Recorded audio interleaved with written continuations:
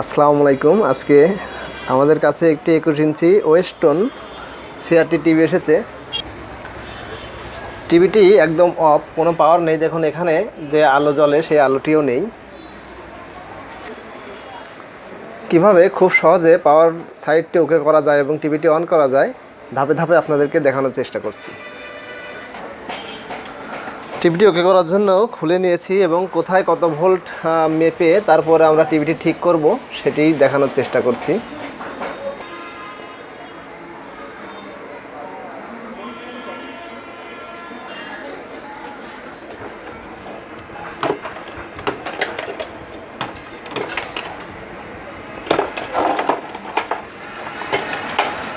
আমরা এসি কর্ডটি মেপে নিয়েছি। এসি কর্ডটি আমাদের ঠিক আছে। সার্কিটে 220 ভোল্ট এসি প্রবেশ করছে, কিন্তু আমাদের কাছ থেকে এক্সট্রা একটি এসি কর্ড লাগিয়ে নিচ্ছি।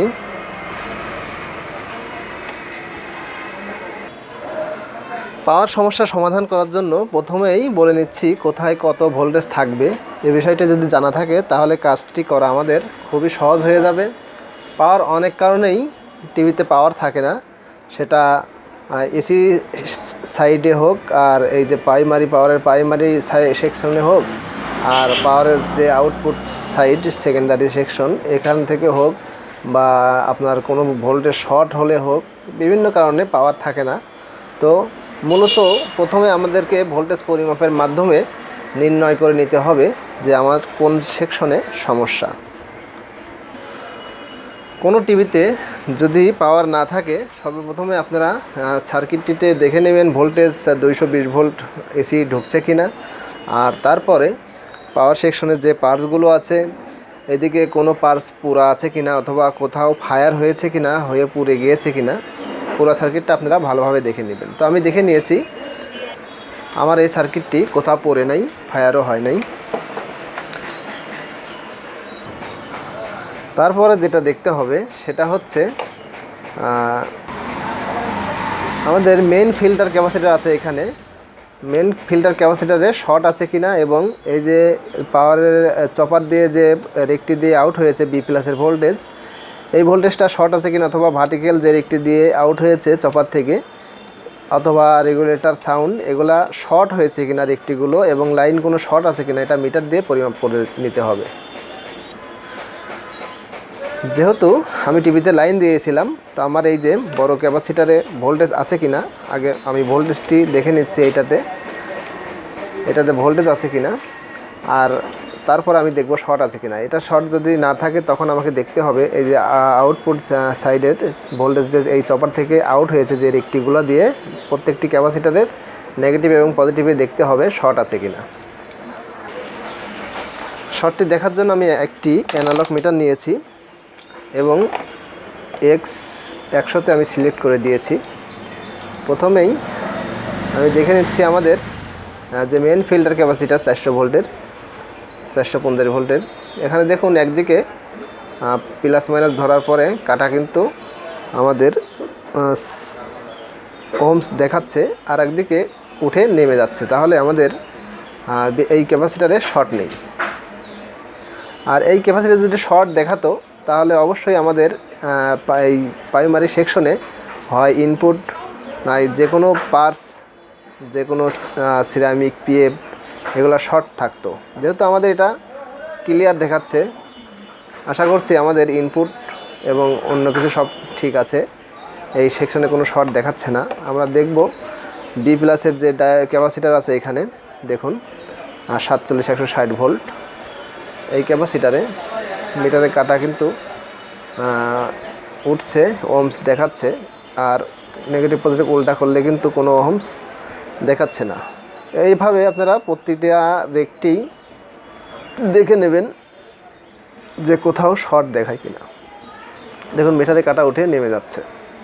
তা আমার এগুলো আমি সবগুলো মেপে নিচ্ছি, এবং একদিকে মিটার ওহমস দেখাচ্ছে, অন্যদিকে প্লাস মাইনাস উল্টা করলে কিন্তু ওহমস দেখাচ্ছে না, মিটারে কাটা উঠে নেমে যাচ্ছে। তো আমাদের সেকেন্ডারি সেকশনে কোনো শর্ট নেই, এটাও ওকে আছে, এটাও ওকে আছে। এখন আমি যে কাজটি করব, টিভিতে লাইন দেব এবং এসি সংযোগ দিব, দিয়ে ভোল্টেজ দেখব কোথায় যাচ্ছে আর কোন পর্যন্ত যাচ্ছে আর কোন জায়গায় বাধাপ্রাপ্ত হয়েছে। ভোল্টেজ পরিমাপ করার জন্য আমি একটি ডিজিটাল মিটার নিয়েছি। টিভিতে আমি লাইন সংযোগটি দিয়ে দিলাম। এই যে টিভিতে আমি সংযোগটি দিয়ে নিয়েছি। প্রথমে আমি এসি ভোল্টেজ পরিমাপ করব, আমার টিভিতে এসি ভোল্টেজ ঠিকমতো পৌঁছাচ্ছে কিনা। দেখুন আমি মিটারে 750 ভোল্ট সিলেক্ট করে নিয়েছি, এসি ভোল্ট। আমি প্রথমে দেখছি এসি ভোল্ট আমার সার্কিটে ঢুকছে কিনা।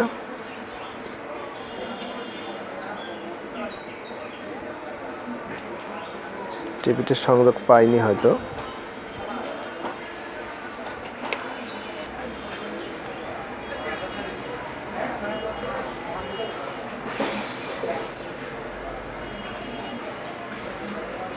এসি ভোল্ট 243-44 ভোল্ট দেখাচ্ছে।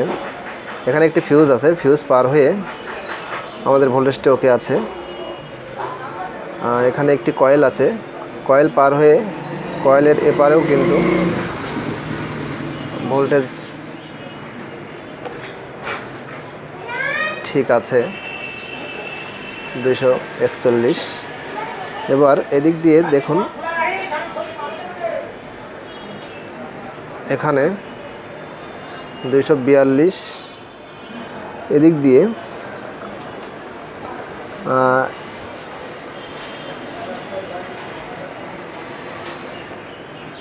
200,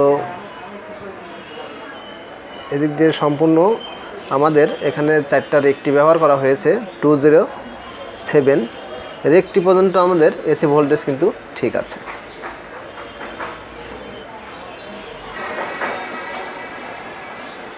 আমি আরেকটু ভালোভাবে আপনাদেরকে দেখাচ্ছি উল্টা পাশে। দেখুন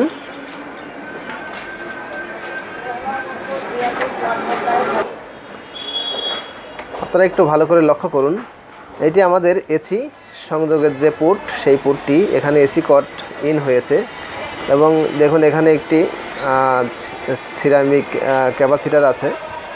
আর এইখানে দেখুন একটি ফিউজ এবং একটি কয়েল। আর এই কয়েল এবং ফিউজ এবং এই সিরামিক ক্যাপাসিটার দিয়ে কিন্তু আমাদের এই যে 4টা রেকটি দেখতে পাচ্ছেন 207, এই 4টা রেকটি পর্যন্ত আমাদের এসি ভোল্ট যাবে এবং এই রেকটি পর্যন্ত এসি ভোল্ট রেকটিতে ঢুকে রেকটি থেকে প্লাস মাইনাস হয়ে ডিসি ভোল্ট এই রেকটির প্লাস এই ক্যাপাসিটারের বড় যে ফিল্টার ক্যাপাসিটার আছে মেইন ক্যাপাসিটার, এই ক্যাপাসিটারের প্লাসে যাবে এই 4টা রেকটির পজিটিভ, 4টা রেকটি বলতে 2টা রেকটির পজিটিভ আর 2টা রেকটির নেগেটিভ এই ক্যাপাসিটারের নেগেটিভে যাবে, আর 2টা রেকটির পজিটিভ এই ক্যাপাসিটারের পজিটিভে যাবে। তো আমাদের রেকটি পর্যন্ত এসি ভোল্টেজ কিন্তু আমাদের ওকে আছে, আমরা মেপে দেখাইলাম কিছুক্ষণ আগে। এরপর আমরা দেখব রেকটির পরে যে রেকটি দিয়ে ডিসি ভোল্ট এই ক্যাপাসিটার যাচ্ছে সেই ভোল্টেজটা আছে কিনা।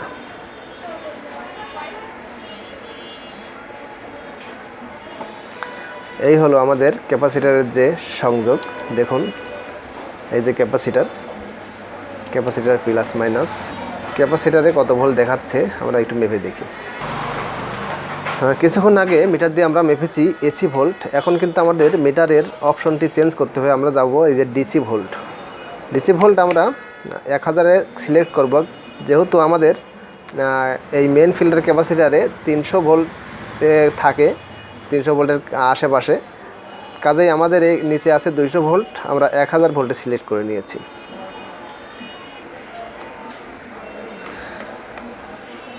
এসি প্লাগটি ইন করে নিচ্ছি।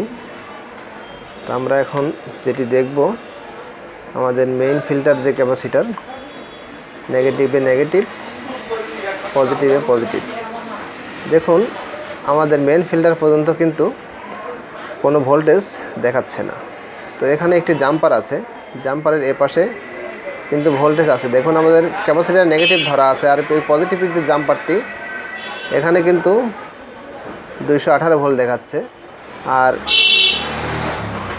জাম্পারের এই প্রান্তেও 217 ভোল্ট 18 ভোল্ট এরকম দেখাচ্ছে। তো আমাদের এই জাম্পারটিতে দেখুন পার হচ্ছে না, এই ক্যাপাসিটারের ভোল্টেজটি কিন্তু পার হচ্ছে না। ক্যাপাসিটার পর্যন্ত আমাদের কোনো ভোল্টেজ নেই, 217 18 ভোল্ট দেখাচ্ছে এই জাম্পারের আগে। তো আমাদের সম্ভবত এই জাম্পারটি ক্ষতিগ্রস্ত হয়েছে। আমরা সার্কিটটি উল্টিয়ে তারপর দেখব কি অবস্থা আছে সার্কিটটি। এসি কর্ডটি খুলে নিচ্ছি, শর্ট সার্কিট হতে পারে কোথাও।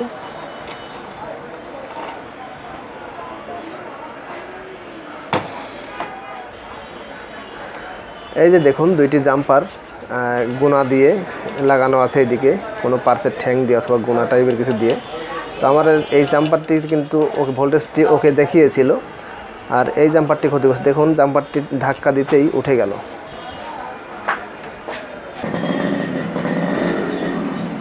আমরা কিন্তু জাম্পারটি ক্ষতিগ্রস্ত পেয়েছি এবং এই জাম্পারটি আমরা সংযোগ দিয়ে দেব।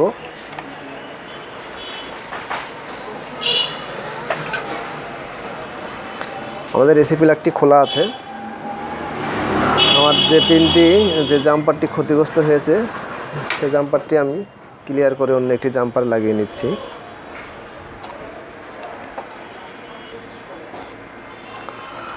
জাম্পারের কানেকশনটি ফাঁকা করা হয়ে গেছে।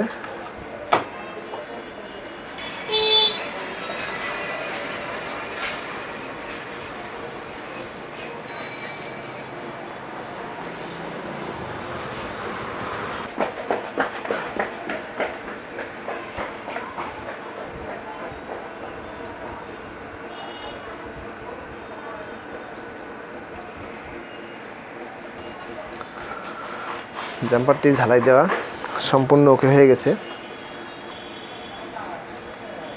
আমি এসি কর্ডটি ইন করে নিচ্ছি এবং আমাদের টিভিটি কিন্তু চিৎ করে একটি সাউন্ড এসেছে।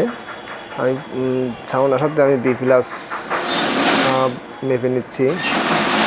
বি+ কিন্তু আমাদের 107 দেখাচ্ছে। আর এই যে এখানে মেন যে ফিল্টার ক্যাপাসিটারটি ছিল সেখানে ভোল্টেজ যায়নি, তখন আমি আপনাদেরকে দেখিয়েছিলাম। এখানে এখন আমার ভোল্টেজ দেখাচ্ছে দেখুন 301। আমাদের এই মেন ফিল্টার ক্যাপাসিটার পর্যন্ত ভোল্টেজটি ওকে আছে এবং আমাদের বি+ ভোল্টেজ ওকে আছে। আমি যদি টিভিটির স্ক্রিন আপনাদেরকে দেখাই, একটু আয়নার দিকে একটু লক্ষ্য করুন।